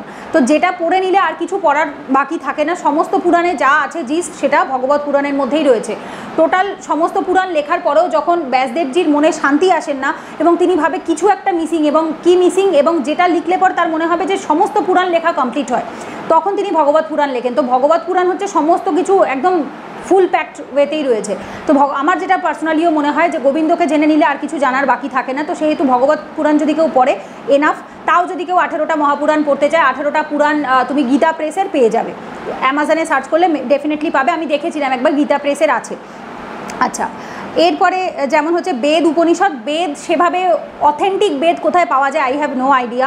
বেদ তোমরা একবার খোঁজ নিয়ে দেখতে পারো, আমি নিজে কখনো জিজ্ঞেস করে দেখিনি। কারণ সমস্ত বেদে যে সার অংশ রয়েছে সেটা হচ্ছে ওঙ্কারের ওপর। অক্ষর ব্রহ্মযোগে যে ভগবদ্গীতা পড়েছে তারা আর আলাদা করে বেদ পড়ার দরকার পড়ে না। বেদের সমস্ত কিছু সার রয়েছে হচ্ছে রাধা গোবিন্দের ভক্তিতে, ঠিক আছে। বেদের মূল সার রয়েছে, যার জন্য রাধারানীর পায়ের চরণের পেছন দিকে যে গোবিন্দ আর রাধারানীর পায়ের যে ছাপটা থাকে না, তার পেছনে তাদের কিছু লোগো থাকে, সিম্বল থাকে। তো রাধারানীর পায়ের নিচে যে সাইনটা দেখবে সেখানে বেদের সাইন আছে। তো রাধারানীর চরণ যে একবার পেয়ে যায় তার আর বেদ অধ্যয়নের দরকার পড়ে না, তাকে স্বয়ং উপলব্ধ জ্ঞানের মাধ্যমে ভগবান সেই জ্ঞান এমনিই দিয়ে দেয়। তো সুতরাং আমি আলাদাভাবে কখনো এগুলো পড়িনি বা খুঁজিনি। উপনিষদ যারা উপনিষদ বা বেদান্ত সূত্রের পড়াশোনা করে তারা পড়ে, বাট আমরা গৌড়ীয় বৈষ্ণবরা কখনো করিনি। তুমি চাইলে ডেফিনেটলি পড়তে পারো, আমার খুব একটা নলেজ নেই। রামকৃষ্ণ মিশনে খোঁজ নিয়ে দেখতে পারো, ওখানে হয়তো পেয়ে যাবে। আচ্ছা, বৈষ্ণব পদাবলী আমি নিজে খুব একটা পড়িনি। এক পড়েছিলাম জয়দেবের গীত গোবিন্দ, যখন আমি সংস্কৃত পড়তাম 11-12-এ, সেই সময় পড়েছিলাম। তারপরে হচ্ছে চর্যাপদ, এগুলো কিছু পড়েছিলাম। এই দু একটা আমি বৈষ্ণব পদাবলী পড়েছি, আদারওয়াইজ আমার খুব একটা নলেজ নেই। রাধা গোবিন্দ সম্পর্কে দেখো, শাস্ত্র বলতে ভগবদ্গীতা পড়লে জানা যায়, আর ভগবদ্গীতার থেকে তুমি গোবিন্দর বাণী সম্পর্কে জানবে। শ্রীমদ্ ভগবতম থেকে তুমি গোবিন্দর জীবন সম্পর্কে জানবে। আর লীলা পুরুষোত্তম শ্রীকৃষ্ণ পড়লে পরে তুমি রাধা গোবিন্দের প্রেম, ভালোবাসা, এগুলো সম্পর্কে তোমার একটা যে ট্রান্সেন্ডেন্টাল লাভ যেটা কোনটাকে বলে, তো সেটা সম্পর্কে আইডিয়া হয়। তো এই 3-4টে জিনিস যদি কেউ পড়ে, আর ভগবতম পড়ে নিলে আর পড়ার মতো তার কিছু বাকি থাকে না। অ্যাটলিস্ট আমার তো মনে হয় সেটাই, এবং আমার কেন সমস্ত গুরুজিরা বা প্রভুজিরা সেটাই বলে থাকেন। তো সেইভাবে এইগুলো দেখতে পারো। আর সবথেকে বেসিক হচ্ছে একসাথে গাদাগুচ্ছের বই কিনে কোনো লাভ হয় না যদি সেটা কমপ্লিট না হয়। আমি এরপর আর কিছু এখন অবধি কিনিনি, কারণ আমার মনে হয় আমার কাছে যে বইগুলো রয়েছে সেগুলো এখন অবধি আমার কাছে আত্মস্থ হয়নি। আমি এখনও সেই বইগুলো সমস্তটা আত্মস্থ করে উঠতে পারিনি, ঠিক আছে। আমার আরও আত্মস্থীকরণের প্রয়োজন রয়েছে, সেটাকে আরও আত্মায় অন্তস্থীকরণের দরকার আছে, আরও বেশি ইন্টারনালাইজ হবে, তারপরে গিয়ে আমি অন্যান্য বইয়ের দিকের বা অন্যান্য কিছুর কথা ভাববো। কারণ এনে কিনে জমিয়ে রাখলাম, ধুলো ফেলে রাখলাম, তাহলে হয় না। কারণ শাস্ত্রীয় বই যথেষ্ট যত্নের সাথে রাখতে হয়, সেইভাবেই পড়তে হয়, সেরকম জায়গায় তাকে রাখতে হয়। যদি সেটা পসিবল না হয় তাহলে সেক্ষেত্রে না আনাই ভালো, ঠিক আছে। তো এই যেগুলো আমি পড়ি, আমি বলে দিলাম, আমার নলেজ অত্যন্ত সীমিত। আমি পুরোটাই উপলব্ধ জ্ঞানের মাধ্যমে গোবিন্দর কৃপায়, গোবিন্দ মুখ থেকে যা বার করে আমি সেটুকুই বলি। এমন নয় যে শাস্ত্র পড়ে জেনেছি, হ্যাঁ ভগবদ্গীতা ব্যাস। আমার জীবন ভগবদ্গীতার সাথে অত্যন্তভাবে ওতপ্রোত জড়িত। তো ওই বইটা ছাড়া আমার জীবনে আর সেরমভাবে পথপ্রদর্শক কিছু নেই। আচ্ছা, তিতলি পাল জিজ্ঞেস করেছিলে, দিদি কোনো কিছুর ইচ্ছা থাকা সেটাও কি লোভের মতোই? মানে আমি বলছি, ধরো আমি ঘুরতে যাওয়ার ইচ্ছা আছে আমার, বাট আমি ঘুরতে যেতে না পারলে প্রচণ্ড দুঃখ পেয়ে যাব, এমনটাও নয়। তাহলে কি এই ছোট ছোট ইচ্ছাগুলোও আমাদের ত্যাগ করা উচিত? না, একেবারেই নয়। এটা আমি তোমাকে রিপ্লাইও দিয়েছিলাম, তাও আমি বলে দিলাম, কারণ এরকম সমস্যা অনেকেরই থাকতে পারে। ঘুরতে যাওয়ার ইচ্ছে তো সবারই থাকে, যে হ্যাঁ আমার কি ইচ্ছে নেই, আমি বৃন্দাবন যাব, আমি মথুরা যাব, রাম মন্দির যাব, 4 ধাম ঘুরবো, 12টা জ্যোতির্লিঙ্গ ঘুরবো, আমার তো এগুলো প্রচণ্ডভাবে ইচ্ছে। এবং আমি নিজে মনে করি আমি বিয়ে করছি ভক্তির পথে, আমার ভক্তির পথে এগোবো, পিলগ্রিমেজ সাইট করব, মানে হচ্ছে তীর্থযাত্রা করব, তীর্থ ভ্রমণ করবো, এটা তো আমার প্রচণ্ড ইচ্ছে। কারণ আমার বাড়ি খুব কনজারভেটিভ বাড়ি, আমাকে একা কোথাও ছাড়ে না। এবং দ্যাটস ওয়াই আমার হাজব্যান্ডের প্রয়োজন আছে, যে আমাকে সাথে করে নিয়ে যাবে, দুজনে মিলে একসাথে ভক্তি করবো, একসাথে কোথাও ঘুরতে যাব। তো এইটা আমার ইচ্ছে। এবার এই ইচ্ছেটা কী করে খারাপ হতে পারে? তো বেসিক্যালি যদি তুমি নিজের শুধুমাত্র ইন্দ্রিয় তৃপ্তির কথা না ভাবো, তুমি ঘুরতে গিয়ে তোমার সামনে যখন কোনো গরিব মানুষ পড়ে, কোনো অসহায় পশু পড়ে, তুমি তাকে একটু খাবার দিলে, একটু হেল্প করলে, তোমার নিজেরও চোখ একেবারে জুড়িয়ে গেল জিনিসটা দেখে, এবং অ্যাট দ্য সেম টাইম তুমি কিছু মানুষের উপকারে আসলে। তো কখনো শুধুমাত্র নিজের স্বার্থ, নিজের ইন্দ্রিয় তৃপ্তির কথা ভাবতে নেই, সবসময় এটা ভাবতে হয় আমি যদি কিছু করি সেটার কিছু ফল আমি কোনো মানুষকে কিছু দিয়ে যাব, কিছু হেল্প করে যাব, কিছু সেবা মানসিকতা থাকাটা খুব ইম্পর্টেন্ট। এবং প্রত্যেকটা জিনিসই যে ইচ্ছাগুলোও থাকবে সেটাও ভগবানের পায়ে সমর্পণ করতে হয়। এটা মনে করতে হয় যে আমার 100 বার এটা ইচ্ছে আছে ঠিকই, বাট আমি এতটাও বেপরোয়া নই বা এতটাও কী বলবো ডেসপারেট নই যে সেটা না হলে আমি কারোর ওপর রাগ করবো, চিৎকার করবো, খুব দুঃখ পেয়ে যাবে, এরকমটা নয়। তুমি নিজেই বলছো যে এমনটা নয় যে আমি দুঃখ পাবো, তো তাহলে সেটা কী করে মোহ হতে পারে বা সেটা খারাপ কী করে হতে পারে, লোভ কী করে হতে পারে? না, লোভ কোনটা? যেমন ধরো যে প্রচণ্ড লোভী হয় সে নিজের টাকা পয়সা, সে অর্থ কেন রোজগার করবে না? কেউ নিজের পায়ে দাঁড়াবে, রোজগার করবে, মানুষকে দেবে, নিজেও উপভোগ করবে, গোবিন্দের সেবাতেও লাগাবে, সাধারণ মানুষকেও দেবে, তবে গিয়ে সেটা অর্থ শুদ্ধি হয়। কথাতেই শাস্ত্রে লেখা আছে অর্থ শুদ্ধি হয় কিসের মাধ্যমে? দানের মাধ্যমে। যখন কেউ কোনো টাকা পায় দেখবে বড় লটারি লাগলে সাথে সাথে কেউ মন্দিরে পুজো দিতে যায়। এই আমার বাবা যে মন্দিরে পুজো করতেন সেই মন্দিরটার নামই লটারি কালীবাড়ি। ওই মন্দিরে অ্যাকচুয়ালি লটারি পেয়েছিলেন অনেক টাকা, সেখান থেকে তিনি ওই টাকা দিয়ে মন্দির তৈরি করেছিলেন, নিজের বাড়িও তৈরি করেছিলেন, মন্দিরও তৈরি করেছিলেন। যখন ভগবান জীবনে ওতপ্রোতভাবে জড়িয়ে যায় না, তখন আমরা যেটুকু আমাদের কাছে থাকে আমরা সেটা নিজেদের জন্য যেমন খরচ করি, কিছু অপর মানুষকে, অবলা জীবদেরকে কিছু দিই, এবং ভগবানের সেবায় কিছুটা লাগাই। আমিও রোজগার করি, কিন্তু আমি কুকুর বিড়াল, রাস্তাঘাটে বসে বা যেটুকু যা পাই আমি করি। স্টেশনে গরিব মানুষ বসে থাকলে তাদের হাতে 10 টাকা 20 টাকা সেটা দেই। আমার গোবিন্দ সেবাতে প্রত্যেক দিন খরচ করি, নিজের যেটুকু প্রয়োজন সেটুকুতে খরচ করি। কেন করব না? কারণ কলিযুগে তো বাঁচতে গেলে টাকা লাগবে। আমাদের তো টাকা ছাড়া বিনিময় প্রথায়, তো এই তো দাপর যুগ নয় যে বিনিময় প্রথার মাধ্যমে আমাদের চলবে। তো আমাদের টাকা পয়সা 100 বার প্রয়োজন। তো তার জন্য আমাদের যদি মনে হয় আমরা গোবিন্দকে দেখবো, কোথাও ঘুরতে যাব, তো এতে কোনো পাপ নেই, কোনো লোভ নেই। কিন্তু বিষয়টা হচ্ছে মানসিকতার। যদি আমরা ভাবি যে না এটা আমার, আমি খাবো, আমি পরবো, আমার বাড়ি, আমার টাকা, আমার গাড়ি, ওটাকে লোভ বলা হয়। যে লোভী হবে সে সব কিছুতে অহংবোধ দেখাবে, সব কিছু তার, সে নিজেরটা কাউকে দেবে না, কারোর সাথে শেয়ার করবে না। সে মনে করবে আমি ঘুরতে গিয়ে এত এই কিনবো সেই কিনবো, সব আমার। কিন্তু যখন তুমি ঘুরতে যাবে, গিয়ে তুমি সকলের জন্য কিছু কিনে নিয়ে আসবে, দ্যাট টাইম তুমি লোভী নও। তো ঘুরতে যাওয়া লোভ নয়, ঘুরতে যাওয়ার ইচ্ছেটাও লোভ নয়। মানসিকতাটা কি, মানসিকতা নিয়ে তুমি যাচ্ছ, তোমার মানসিকতা কি সেটা। অর্থ রোজগার করা অপরাধ নয়, অর্থ রোজগারের পেছনে কারণটা কি সেটা আসল। তুমি অর্থ রোজগার করে কি নিজের মহিমা প্রতিপন্ন করে দেখাতে চাইছো, নাকি সেই অর্থ দিয়ে তুমি মানুষের সেবা, ভগবানের সেবা, নিজের সংসার জীবন চালানো সেটা করতে চাইছো? তো এইটা ডিপেন্ড করে যে এটাকে কোনোভাবে লোভের মধ্যে ধরা হয় না 100 বার, ঠিক আছে? আচ্ছা, এরপরে এটা তুমি কর্মের মতো ধরতে পারো, যেটা আমি তোমাকে রিপ্লাইয়েও লিখেছিলাম। না আমরা কর্ম করব আর ঘুরতে যাওয়াটাও কর্মের মতোই ধরো, এটা লোভ নয় যদি এতে তোমার অন্য কারোর ওপর রাগ বা ক্ষোভ বা দুঃখ না হয়। তুমি যেতে পারোনি এটা মনে করবে, যদি ধরো আমার অনেকে, যেমন আমাদের আগের বছরই 2023-এর অক্টোবরে আমাদের টিকিট কাটা হয়েছিল পুরী যাওয়ার জন্য। তো যজ্ঞদাদা না ডাকলে কারোর ক্ষমতা নেই তার কাছে যাওয়ার। তো সেই সময় পুরীর টিকিট কাটা হয়, বাট সেটা ক্যান্সেল হয়ে যায় একসাথে, যেহেতু অনেক লোকের টিকিট কাটা হয়েছিল। তো সবার একসাথে না হলে এই একটা প্রবলেম। তো 1000 টাকা আমাদের মানে সেখানে দিয়ে আমাদের বেকার টিকিটগুলোকে আবার ক্যান্সেল করাতে হয়, 1000 টাকা কাটে ওরা। তো ঠিক আছে, এই যে ক্যান্সেল হয় এটাতে আমার কোনো দুঃখ, রাগ, ক্ষোভ কিছু হয়নি কিন্তু। বাট আমার খুব ইচ্ছে ছিল আমি যাবো পুরীতে, কিন্তু আমি পরে একটা জিনিস রিয়ালাইজ করলাম, সরি এটা 2023 না, এটা 22-এর দুর্গাপুজোর টাইমে কাটা হয়েছিল। পরে আমি যখন 23-এর শুরুর দিকে যখন আমি কৃষ্ণ কনসিয়াসনেসে আসি, তখন আমি রিয়ালাইজ করি যে গোবিন্দ না চাইলে কেউ গোবিন্দর কাছে পৌঁছতে পারে না। তো তখন আমি বুঝতে পেরে যাই যে না, অ্যাকচুয়ালি যদি আমার আজ অবধি এখন অবধি আমার বৃন্দাবনের ডাক আসেনি, তার মানে রাধারানী এখন অবধি আমার ওপর সন্তুষ্ট নয়। যেদিন সন্তুষ্ট হবে সে ঠিক আমাকে ডেকে নেবে। তো এই মানসিকতাটা থাকতে হবে যে যদি আমি যেতে পারি সেটা গোবিন্দর ইচ্ছে, যদি আমি যেতে না পারি সেটাও গোবিন্দর ইচ্ছে। তো সুতরাং তা কোনোটাতেই আমার রাগ করলে চলবে না। যে যা হচ্ছে জীবনে এটাকে ঈশ্বরের চরণে সমর্পণ করে দিলে আর কোনোটাতে দুঃখ, রাগ কিছুই থাকে না। তো তখন তোমার ইচ্ছে থাকুক বা না থাকুক, ডাজন্ট ম্যাটার। তো তখন এরকমভাবেই ম্যাটার করে না। আচ্ছা, এরপরে একজন লিখেছিলে, ওর নাম তো এখানে শো করছে না, not 443 এরকম কিছু লেখা, NOTT নট দিয়ে। তোমার ভিডিওগুলো খুবই ভালো লাগে, কিন্তু একটা প্রশ্ন, অ্যাটাচমেন্ট রাখতে পারবো না? মানে বাবা মায়ের সাথেও না সব কিছু ইলিউশন ভাবতে হবে? দেখো, বেসিক্যালি অ্যাটাচমেন্ট ইজ ডিফারেন্ট, ভালোবাসা ইজ ডিফারেন্ট। ভালোবাসা সবসময় নিঃস্বার্থ হয়, যেটা কোনো কিছু চায় না। Attachment is illusion. অ্যাটাচমেন্ট হচ্ছে মায়া, মোহ, যেটার সাথে আমরা ইলিউশন, যেটা আমরা ভাবি এটা আমার। এই যে যখন তুমি ভাববে যে এই বাবা আমার, এই মা আমার, এই হাজব্যান্ড আমার, এই ওয়াইফ আমার, বাচ্চা আমার, তখন সেটা অ্যাটাচমেন্ট এবং ইলিউশন হয়ে যাবে। আর ভালোবাসা কি? আমরা প্রত্যেকে ভগবানের সন্তান, আমরা প্রত্যেকে ঈশ্বরের সন্তান, এসছি ঈশ্বরের ইচ্ছেতে, যাবো ঈশ্বরের ইচ্ছেতে। এখানে আমরা প্রত্যেকে নিজেদের রোল প্লে করতে এসছি। এই জীবন একটা নাট্যমঞ্চ বা রঙ্গমঞ্চ বলা হয়। কেন বলা হয়? কারণ এখানে আমরা প্রত্যেকে যে যার অভিনয় করি। নিজের 200% দিয়ে বেস্টটা দিয়ে নিজেকে সব কিছু দিয়ে করতে হয়। যেমন ধরো আমি আমার দিক থেকে একজন সব থেকে বেস্ট ডটার হওয়ার চেষ্টা করি, আমি সব কিছু আমার বাবা মাকে দেওয়ার চেষ্টা করি, আমার জায়গায় থেকে যতটা পসিবল আমি আমার 200% দিয়ে করি। এটা কি আমার শুধুমাত্র এই আমার বাবা মা এটা ভেবে না, আমার বাবা মা জীবাত্মা, সেই জীবাত্মার হৃদয়ে পরমাত্মা হিসাবে ভগবান বিরাজ করে। তো আমার বাবা মায়ের মধ্যে ভগবান আছে, আমি আমার বাবা মায়ের সেবার মাধ্যমে ভগবানেরই সেবা করছি এবং আমার বাবা মাও ভগবানেরই সন্তান। তো সেই হিসেবে দেখতে গেলে আমরা প্রত্যেকে ভগবানের সন্তান। তো আমি যদি আমার বাবা মায়ের প্রতি খারাপ ব্যবহার করি বা খারাপ কিছু করি, তার মানে আমি ঈশ্বরের প্রতিই খারাপ ব্যবহার করব। এই মানসিকতাটা থাকতে হবে। সেবা প্রত্যেকে করে, অ্যাটাচড হয়ে নয়। যারা ভক্ত হয়, ভগবানের ভক্ত হয়, তারা প্রত্যেকে নিষ্কাম কর্ম করে, ভগবানকে ভালোবাসে, মানুষকে ভালোবাসে, সকলকে ভালোবাসে, কিন্তু কোনো কিছুর প্রতি অ্যাটাচ হয়ে নয়। এতটা অ্যাটাচমেন্ট থাকবে না যে সে সারাদিন সে শুধু ওটা নিয়েই ভাবছে, সারাদিন সে শুধু ওটার কথাই ভাববে। যেমন আমার নিজের পার্সোনাল এক্সপিরিয়েন্সটা শেয়ার করতে পারি। 2021 সালে আমার যখন পূজা দিই, আমার অ্যাস্ট্রোলজি ফার্স্ট টাইম দেখে, যখন কুষ্টি দেখে, তখন দিদি আমাকে বলে যে পূজা 2020-তে একবার, 21-এ একবার। দিদি বলে, পূজা তুমি তোমার বাবা মায়ের প্রতি মারাত্মক লেভেলের অ্যাটাচড। আমি বলছি হ্যাঁ দিদি, আমি প্রচণ্ড, আমার কাছে গোটা দুনিয়া একদিকে, আমার বাবা মা একদিকে, আমি এরকম ছিলাম, মারাত্মক লেভেলের, প্রচণ্ড, মানে সে কল্পনার বাইরে। আমি আমার বাবা মায়ের জন্য কি বলবো, মানে বাড়িঘর বিক্রি করে দিতে পারি, নিজেকে বিক্রি করে দিতে পারি, আমি কি কল্পনাতীত ভাবনায় আমি চলে যেতাম।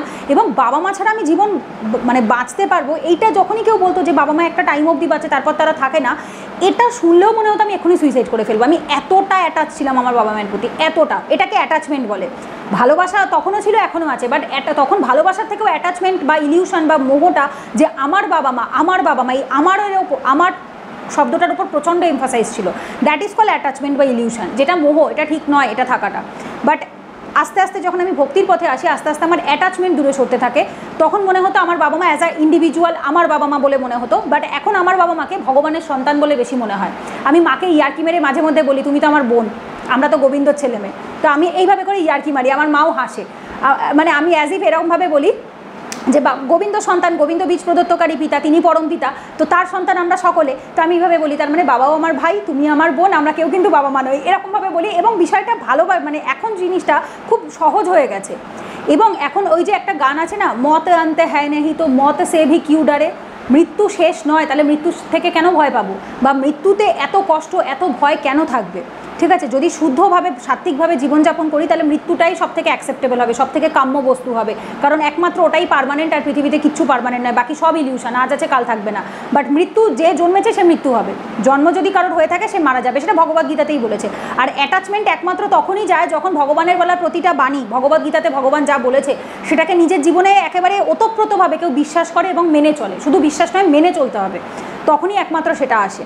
ঠিক আছে, সো ভালোবাসা প্রচণ্ড লেভেলে থাকবে। কারণ আমি এখন যে কর্মটা করি, সেটা আমি সবসময় মনে প্রাণে এটা বিশ্বাস করি, আমি বাবা মায়ের সেবা করলে, আমার স্বামীর সেবা করলে, সন্তানের সেবা করলে, দিদিদের সেবা করলে, যে অবলা জীবদের সেবা করলে, আমি জীবাত্মার মাধ্যমে আমি ভগবানেরই সেবা করছি। কারণ তারা পরমাত্মার অংশ, তাদের হৃদয়ে ভগবান বাস করে। তো সুতরাং আমি তাদের সেবা করছি মানে ভগবানেরই সেবা করছি আলটিমেটলি। এই মানসিকতাটাকেই থাকলেই তুমি নিষ্কাম কর্ম করতে পারবে, তুমি নিষ্কাম ভালোবাসা দিতে পারবে। না হলেই তো তোমার কামনা বাসনা জন্মাবে, আমার বাবা মায়ের জন্য আমি এটা করলাম, অথচ বাবা মা আমার সাথে এরকম করতে পারলো। এটা তখনই আসে, এক্সপেকটেশনস তখনই তৈরি হয়, কামনা বাসনা তখনই তৈরি হয়, যখন ফুলফিল হয় না তখনই আমাদের দুঃখ, কষ্ট, রাগ, অভিমান এগুলো বাড়তে থাকে। সো এক্সপেকটেশনস লেভেল ডাউন, কোনো এক্সপেকটেশনস নেই, উইদাউট এনি রিজন ভালোবাসো, কোনো কারণ ছাড়া। শুধুমাত্র এটা ভাবো প্রত্যেকটা জীবে ভগবান আছে, বাবা মায়ের মধ্যেও ভগবান আছে, তো সুতরাং আমি বাবা মাকে ভালোবাসি। যদি এভাবে ভাবতে না পারো, তাহলে এভাবে ভাবো আমরা প্রত্যেকে ভগবানের সন্তান, তো সুতরাং আমি যদি তার বাবা মায়ের সাথে খারাপ ব্যবহার করি, ভগবানও দুঃখ পাবে। রাইট, এইভাবে করে কর্ম করো, দেখো তুমি প্রচণ্ড ভালো কাজ করবে। এবং আমি এখন বর্তমানে বাবা মায়ের প্রতি, সংসারের প্রতি যে কাজ বা কর্তব্য যেটাই করি না কেন, আমি এটা মনে করি এটা আমার দায়িত্ব, এটা আমার রেসপন্সিবিলিটি। এই কর্মটা না করলে আমার আত্মা মুক্তি পাবে না। আত্মার মুক্তির জন্য আত্মাকে নিজের কর্মকে আগে কমপ্লিট করতে হয়, তাকে কিছু ঋণ দিয়ে, কিছু দায় দিয়ে এই পৃথিবীতে পাঠানো হয়েছে। সো আমার কর্ম যদি কমপ্লিট না হয়, ততদিন অবধি আমাকে আবার জন্মাতে হবে, এসে আমার কর্ম কমপ্লিট করতে হবে। তো আমার শাস্ত্রীয় কর্ম বা আমার যে কর্ম, সেটা ভগবদ্গীতাতে স্বয়ং ভগবান বলেছে, কর্ম না করে কেউ এক নিমিষও বসে থাকতে পারে না, প্রত্যেককে কর্ম করতে হয়। এমনকি সব দেহের যাত্রা, কেউ মারা যাওয়ার সময় যে তার যাত্রাটা হয়, সেটা অবধি কেউ যদি মনে করে থাকে আমি কর্ম করবো না, চুপচাপ বসে থাকবো, তাহলে সেটুকুও হয় না। তো সুতরাং কর্ম করার জন্য আমি করি। এবং আমি এটা মনে করি যে আমি যখন গোবিন্দর কাছে গোলকে যাব, আমি যেন গোবিন্দর সামনে গিয়ে দাঁড়াতে পারি এবং গোবিন্দকে আমি বলতে পারি মাথা উঁচু করে যে গোবিন্দ তুমি যে কাজে পাঠিয়েছিলে, আমি সেই কাজটা খুব সুন্দরভাবে করেছি, কর্মও করেছি, ভক্তিও করেছি, এবং আমি কোনো কিছুতে কোনো ছুক রাখিনি বা কোনো অজুহাত দিইনি বা এটা বলিনি যে আমি মেয়ে, আমি কাজ করব না, আমি মেয়ে, আমি ভক্তি করব না, আমি মেয়ে, আমি কেন সংসারের দায়িত্ব নেব, আমি এটা ভাবি না। আমি এভাবে ভাবি যে আমি যদি কর্ম করি গোবিন্দ আমাকে নিয়ে প্রাউড ফিল করবে, গোবিন্দ আমাকে নিয়ে গর্ববোধ করবে, বলবে যে না, তোকে আমি যে শিক্ষাটা দিয়েছি তুই সেটা জীবনে মেনে চলছিস। তো আমরা বলি না যে এমন কোনো কাজ করো না যাতে বাবা মায়ের মুখ ডোবে, এমন কোনো কাজ করো না যাতে বাবা মায়ের শিক্ষার ওপর কেউ প্রশ্ন তোলে। আমি সবসময় এটা মনে করি এমন কোনো কাজ করবো না, এমন কোনো কিছু করবো না যাতে গোবিন্দর শিক্ষার ওপর প্রশ্ন আসে, যাতে গোবিন্দর মুখ ডোবে। তো গোবিন্দর মান রাখার জন্য আমি কর্ম করি, কারণ আমার মনে হয় গোবিন্দর মান আমি কীভাবে রাখি, ভগবদ্গীতাতে গোবিন্দ বলেই যে কর্ম করতে হবে, তো দ্যাটস ওয়াই আমি করি। আর কর্মটা কখন আমরা করতে পারি, যখন আমাদের তাদের প্রতি ভালোবাসা থাকে। আর ভালোবাসার প্রতিটা জীবের ওপরেই থাকবে, বাবা মায়ের ওপরেও থাকবে, বাইরের লোকের ওপরেও থাকবে, সবার ওপর থাকবে। তাহলেই আমরা কোনো রকম কোনো কিছুর এক্সপেকটেশনসে বা মোহর থেকে মোহতে আমরা জড়াবো না। এই ইলিউশন ইজ ভেরি ডেঞ্জারাস। ইলিউশনে কি হয়, মানুষ প্রচণ্ড মোহের মধ্যে জড়িয়ে যায়। যেমন ধরো এই যে বাইরে যে খারাপ ঘটনাগুলো ঘটে, রেপ কেস বলো, মার্ডার কেস বলো, এই যে খারাপ ঘটনাগুলো ঘটে, দেখবে কারোর উপর এত পরিমাণ ইম্প্যাক্ট ফেলে, তারা না ওই জিনিসটা নিয়েই পড়ে থাকে মাসের পর মাস, বছরের পর বছর, সারা রাত্রিবেলা ঘুমাতে পারে না, মাথার ভেতর সারাক্ষণ চলতে থাকে, সারাক্ষণ ইম্যাজিন করতে থাকে যে সে কতটা কষ্ট পেয়েছে, সে কতটা খারাপ পেয়েছে, আমার সাথে যদি এরকম হয়। তারা প্রচণ্ড ইলিউশনের মধ্যে বাঁচতে থাকে এবং কনস্ট্যান্টলি আস্তে আস্তে তারা নিজেরাও মানসিক রোগী হয়ে যায়। আর যে ভালোবাসবে সে মনে করবে যে ঠিক আছে, খারাপ হয়েছে, 100 বার আমি মৌনব্রত পালন করব, কষ্ট পালন করবো, 1 দিন 2 দিন 3 দিন 4 দিন, it's okay, but I have to go back to my work. না, আমাকে তো কাজ করতে হবে, আমাকে ফেরত আসতে হবে কর্মে, তো কর্ম তো আমাকে করতেই হবে। আমি তো হাত পা গুটিয়ে সারাদিন শুয়ে বসে থেকে নিজেকেও ডিপ্রেশনের মধ্যে এনে দিতে পারি না। তো এইটাই হচ্ছে ডিফারেন্স, যে ভালোবাসা এবং ইলিউশনের মধ্যে। আমাদের ইলিউশন বা হচ্ছে মোহ বা লোভ এগুলোর মধ্যে জড়ালে চলবে না। ভালোবাসো, নিষ্কাম ভালোবাসো, ভগবানের অংশ হিসাবে প্রত্যেককে মনে করো এবং রেখে কারোর প্রতি অন্যায় কিছু করো না, কারোর প্রতি খারাপ কিছু করো না, নিজের কর্তব্য 200% করো, যাতে ভগবানের সামনে মাথা উঁচু করে যেতে পারো, যাতে ভগবান না বলে যে তুই নিজের ভক্তির দোহাই দিয়ে নিজের কর্মকে ত্যাগ করেছিস, যেটা তুই অন্যায় করেছিস, এই কথাটা যেন না বলতে পারে। 4 বেলা গোপাল সেবার সাথে, নাম জপের সাথে ভগবান বাবা মায়েরও সেবা করি, বাইরের কাজও করি, রোজগারও করি, সমস্ত কিছু করি। এবং কেন করি? গোবিন্দর কৃপাতে করি। আমার কোনো ক্ষমতা নেই, কিন্তু গোবিন্দ আমাকে সেই যোগ্য বলে মনে করেছে, করার ক্ষমতা দিয়েছে। চেষ্টাটা আমার আছে, 100 বার আমি চেষ্টা করি এবং আমি প্রত্যেকদিন গোবিন্দকে বলি, গোবিন্দ তুমি কর্মক্ষমতাটুকু দিও, যেন এরকম না হয় যে আমি কর্মই করতে পারছি না, সেরকম অবস্থা যেন না হয়, আমি কর্ম করবো, কোনো ফল চাই না। এই মানসিকতা থাকলে ভালোবাসাটা ভালোবাসাই থাকে, তখন তাতে কোনো রকম কোনো লোভ মোহ মায়া এগুলো কিচ্ছু জড়ায় না। এরপরে প্রিয়া পাল, ও সব ভিডিওতেই কমেন্ট করে, ও সেম কোশ্চেন করেছিল। এই প্রশ্নটা তোমাদের সবার মনে থাকে না? প্রিয়া লিখেছিল, দিদি ভাই ভালোবাসা আর মোহ মমতা মধ্যে ডিফারেন্স কি? মানে ভালোবাসা আর মোহ বা মায়া মমতা যেটাকে আমরা বলি, মমতার মধ্যে ডিফারেন্স কি? আমি কিছুটা জানি যে ভালোবাসা মানে কোনো চাওয়া পাওয়া থাকে না, জাস্ট কর্তব্য করে যাওয়া, সংসারে থাকা। আর মোহ মানে যেখানে চাওয়া পাওয়া থাকবে, অ্যাটাচমেন্ট থাকবে, এছাড়া আর কি কোনো ডিফারেন্স আছে দিদি ভাই? রাধে রাধে কৃষ্ণ। দেখো, হ্যাঁ রাধে রাধে তোমাকেও। এই তুমি অ্যান্সারটা অলরেডি নিজেই দিয়ে দিয়েছো, আর আমি খানিকটা আগের কোশ্চেনেই দিয়ে দিয়েছি। আমি বুঝেছি তোমাদের সবার মনের মধ্যেই বোধহয় এই প্রশ্নগুলো ঘোরে। সেটা হচ্ছে মোহ, আমি বলেই দিলাম ইলিউশনকে মোহ বলে। Mamata is different. মমতা হচ্ছে মার্সি বা করুণা। যখন আমরা এই যে যারা বৈষ্ণব, তারা ননভেজ কেন খায় না? তা আমাদের হৃদয়ে মমতা আছে, দয়া আছে, সেই জন্য যে কোনো একটা জীবের প্রতি কেন খারাপ ব্যবহার করব, কেন তাকে কেন কষ্ট দেব, আমার নিজের জীবন ধারণের জন্য আমি আরেকজনকে কেন কষ্ট পেতে দেবো। দ্যাট ইজ মমতা, যেটা ভালোবাসার থেকেই আসে, লাভ থেকেই অ্যাকচুয়ালি মমতা বা কম্প্যাশনের জন্ম হয়। মমতার ইংলিশ হচ্ছে কম্প্যাশন, আর যেটা ভালোবাসা সেটা হচ্ছে পিওর লাভ, ঠিক আছে? সো লাভের থেকেই মমতার জন্ম আসে। যার ভালোবাসা থাকে, যে সমস্ত জীবে ভগবানকে দর্শন করে, তার সেই জীবের প্রতি মমতা আসবেই, সে মমতাপূর্ণই কাজ করবে। মায়ের যে মমতা হয়, মায়ের যে স্নেহ হয়, দ্যাট ইজ কল দি মমতা, যেটাতে মা আমাদেরকে আগলে রাখে। আমরা রাধারানীকে কেন বলি, রাধামাকে কেন বলি করুণাময়ী? তার হৃদয়ে অত্যন্ত করুণা। তিনি মানে সব থেকে পতিত থেকেও পতিত, যে সব থেকে খারাপ তাকে অবধি তিনি মানে হৃদয়ে জড়িয়ে নিতে পারেন, ভালোবাসা দিতে পারেন, কারণ তিনি মা। মায়ের হৃদয়ে অত্যন্ত করুণা হয়, যার জন্য মেয়েদের হৃদয়ে দেখবে অত্যন্ত নরম হয়। আমরা একটুতেই কারোর কষ্ট দেখলে সহ্য করতে পারি না, আমাদের খারাপ লাগে, অত বেশি আমরা সেই পাথুরে অ্যাটিটিউড আমাদের ভেতর থাকে না। আমরা হৃদয়ে খুব করুণা রাখি। যে রাস্তাঘাটে কেউ অসুস্থ হলে দেখলে খারাপ লাগে, কষ্ট হয়, তখন সাথে সাথে তার সেবা করার চেষ্টা করি, কোনো অবলা জীব পড়ে থাকলে তাকে হেল্প করার চেষ্টা করি। তো এইটা কোথার থেকে আসে? এটা মমতার থেকে আসে, আর মমতার জন্ম ভালোবাসার থেকেই হয়। হ্যাঁ, 100 বার অনেকে ইলিউশন বা মোহতেও মমতা রাখে, কিন্তু এটা বুঝতে হবে যে কোনটা ভালোবাসার থেকে কোন মমতা আসছে আর মোহর থেকে কোন মমতা আসছে। যে মনে করবে আমার ছেলে বড় হয়ে আমাকে ভবিষ্যতে আমাকে রোজগার করে খাওয়াবে, তাই আমার ছেলেকে এখন ভালো স্কুলে পড়াচ্ছি, সেটা মোটেই ভালোবাসা নয়, সেটা নিষ্কাম কর্ম নয়। কারণ এটা ব্যবসা নয়। ব্যবসাতে মানুষ কিছু একটা দিলে তার বিনিময়ে সে এক্সপেক্ট করতে পারে যে আমি এটা ব্যবসা করছি, আমি রোজগার করছি, দ্যাট ইজ ডিফারেন্ট। কিন্তু এটা তো ব্যবসা নয়। ভালোবাসা ব্যবসা হতে পারে না, মমতা ব্যবসা হতে পারে না। সেটা সম্পূর্ণ নিঃস্বার্থ হবে, যেখানে তুমি সম্পূর্ণ ভালোবাসা দেবে এবং তার বিনিময়ে তুমি কিচ্ছুটি চাও না। কেন চাইবে না? কারণ তুমি জানবে তুমি এটা ভগবানকে ডেডিকেট করছো, তার তোমার সন্তানও একজন ঈশ্বরের সন্তান। এইভাবে যখন তুমি ভাববে তখন তোমার আর কোনো রকম মোহ মায়া এগুলোর ভেতরে জড়াবে না। ঠিক আছে, আশা করি তোমার আগের প্রশ্নের সাথে ওর প্রশ্ন আর তোমার প্রশ্ন অলমোস্ট সেম, তো যার জন্য অসুবিধা হওয়ার কথা না, আমি ওইখানেই অনেকটা বুঝিয়ে দিয়েছি। লাস্ট একটা কোশ্চেন আমি নেব, প্রিয়া সাহা বলে, আগেরজন প্রিয়া পাল, এবার প্রিয়া সাহা বলে একজন কমেন্ট করেছিল, খুব সুন্দর বোন, ও একটা ভিডিওতে লিখেছিল, একদম প্রে করব, একটা প্রশ্ন আছে, বিয়ের পর মেয়েরা যখন বাচ্চার মা হয় তখন কি ওকে কেরিয়ারে ধ্যান দিতে হয় কি বাচ্চার জন্য একটু কম্প্রোমাইজ করতে হয়? ও আচ্ছা, কেরিয়ারের দিকে ফোকাস করবে নাকি বাচ্চার জন্য কম্প্রোমাইজ করবে? একদিকে কেরিয়ার, আরেকদিকে ছোট বাচ্চাকে ফেলে অফিস যেতে একদম মন করে না, নিজেকে অপরাধী মনে হয়, এর উপরে একটা ভিডিও দিও। দেখো, বেসিক্যালি এটা সম্পূর্ণ নিজের ভেতর থেকে আসে। দেখো, যদি এরকম হয় যে তোমাকে রোজগারটা করতে হয় তোমার সংসার চালাবার জন্য, তুমি রোজগার না করলে তুমি তোমার বাচ্চার খাবারটা কিনতে পারবে না, খাওয়াতে পারবে না, বা ওকে একটা ভালো স্কুলে পড়াতে পারবে না, এরকম যখন নেসেসিটি, বিলাসিতা নয়, যখন তোমার নেসেসিটি ফুলফিল করে তোমার চাকরিটা, তখন সেখানে কোনো অপশান থাকে না। তখন বাচ্চাকে মায়ের কাছে, শাশুড়ির কাছে, তাদের কাছে রেখে তারপরে যেতে হয়, বা সব যাওয়ার সময় ভগবানের কাছে রোজ দিন বলতে হয়, ভগবান আমাকে তুমি ক্ষমা করে দিও, আমি নিরুপায়, আমার কাছে কোনো উপায় নেই, সেই জন্য আমাকে নিজের সংসার দেখার জন্য বা সন্তানের দায়িত্ব নেওয়ার জন্য আমাকে কর্ম করতে হয়, আমাকে বাইরে বেরোতে হয়, আমি তাই করছি। এতে জানি না পাপ হয় কিনা, কারণ আমি তো ভগবান নই, এটা বলা মুশকিল। তবে আমার মনে হয় যদি বা ছোটোখাটো যদি ভুল হয়েও থাকে সেটা ভগবান 100 বার ক্ষমা করে দেয়, কারণ ভগবান আমাদের পরিস্থিতি জানে যে আমরা কোন পরিস্থিতিতে কোন কাজটা করি। যদি সেরকম পরিস্থিতি থাকে তাহলে 100 বার তুমি ছোটো বাচ্চা রেখে কাজ করতে যেতে পারো। তবে হ্যাঁ, ওকেও কখনো অবহেলা করে নয়, ছোটো বাচ্চাকে কখনো অবহেলা করে নয়। ধরো তুমি ওর ঠাকুমার কাছে, দিদার কাছে, বাড়িতে যারা রয়েছে, যারা ওকে ভালোবাসে, ও সম্পূর্ণ টেক কেয়ার করে, ওকে টাইম টু টাইম খাবার দিচ্ছে, ওর সম্পূর্ণ যত্ন হচ্ছে, মানে তুমি যেভাবে করবে সেমটা তারাও করবে। যেমন দেখো, আমার দিদিদের কথা যদি আমি বলি, আমার মেজদি টিউশনই করে, সকাল থেকে রাত অবধি প্রচুর ব্যাচ পড়ায়, বাড়ি গিয়ে পড়ায়, বাড়িতে এসে পড়ে, প্রচুর ব্যাচ পড়ায়। তো যার জন্য আমার দিদির ছেলে বেশিরভাগটা আমার কাছে আর মায়ের কাছেই বড় হয়ে গেছে। তো এটাতে ওর মাকে যতটা না ভালোবাসে, আমার মাকে মা বলে ডাকে, এবং আমার মায়ের ওপরেই ও বেশি নির্ভরশীল। ওর মা কিছু করতে চাইলেও বলে যে না, মা করবে, নিনামা করবে, আমার মাকে নিনামা ডাকে, তো নিনামা করবে। তো বেসিক্যালি ও ভালোবাসার অভাব ওর জীবনে হয়নি, বরং অনেক বেশি ভালোবাসা, বেশি আদর দিয়ে আমার মা, আমি ওকে বড় করেছি। তো তার মানে কি ওর মা ভালোবাসে না? যখন বাড়ি আসছে তখন সমস্ত কিছু করছে, সব দায়িত্ব পালন করছে, কিন্তু আমার দিদি করতে বাধ্য। ওর ভালো স্কুলে পড়াবার জন্য যে টাকা পয়সাটা দরকার সেটা যদি ও না করে, ওর হাজব্যান্ড আর ও দুজনেই যদি চাকরিটা না করে, তাহলে সেটা পসিবল হবে না, ওর একার পক্ষে বা ওর হাজব্যান্ডের একার পক্ষে সেটা পসিবল না। তো যখন সেটা মানুষের নেসেসিটির জন্য হয় তখন সেটাতে পাপ হয় না, কারণ তুমি কর্মই তো করছো, তুমি তো তোমার কর্তব্যই করছো, অ্যাজ আ মা হিসাবে তোমার তো কর্তব্য তুমি সম্পাদন করছো।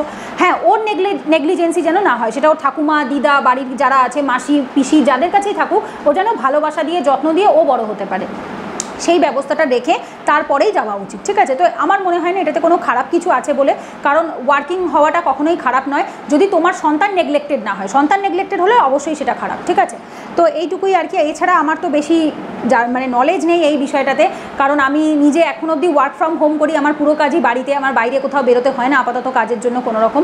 বাট আমার দিদিকে দেখেছি বাইরে বেরিয়ে কাজ করে, আমার বড়দিও স্কুল টিচার ছিল প্রাইভেট স্কুলে, বাট ও চাকরি পাওয়ার পর ছেড়ে দেয়, বাচ্চা ছোটো বলে। প্লাস ও ছাড়তে বাধ্য, বিকজ ওর বাড়িতে কেউ নেই, ওর শ্বশুর শাশুড়ি মারা গেছে, ওর হাজব্যান্ড বাইরে চাকরি করে, তো ও আর ওর মেয়ে একসাথে থাকে। সো দ্যাটস ওয়াই ও যদি চাকরি করতে বেরিয়ে যাও, বাচ্চাটাকে কার কাছে রাখবে? হ্যাঁ, একটা অপশন আছে, ও এখানে এসে থাকতে পারে, বাট ও সেটা চায় না, ওর নিজের যেহেতু আলাদা সংসার, তো শ্বশুর শাশুড়ি থাকলে ছেড়ে আসা যায়, যে আমি না থাকলেও তারা ওখানে বাড়িটাকে দেখবে, বাট ওর সেরকম না, ওর একার নিজের ফ্ল্যাট, তো চলে আসলে সেটা দেখভাল করার লোক নেই। তো দ্যাটস ওয়াই ও বাচ্চাকে নিয়ে ওখানেই থাকে, বাচ্চার বাড়ি মানে নিজেও ঘরের কাজ দেখা করা এবং বাচ্চাকে মানুষ করা, সেটাই করছে। তো এটা যার যার নিজস্ব ব্যক্তিগত চয়েস। যদি কেউ হোম মেকার হতে চায় সে হোম মেকার হবে, যদি কেউ ওয়ার্কিং ওম্যান হতে চায় সে ওয়ার্কিং ওম্যান হবে, it's totally depend on them. কিন্তু এরকম যেন না হয় যে একটা কাজের জন্য আরেকটা কাজ নেগলেক্টেড হয়।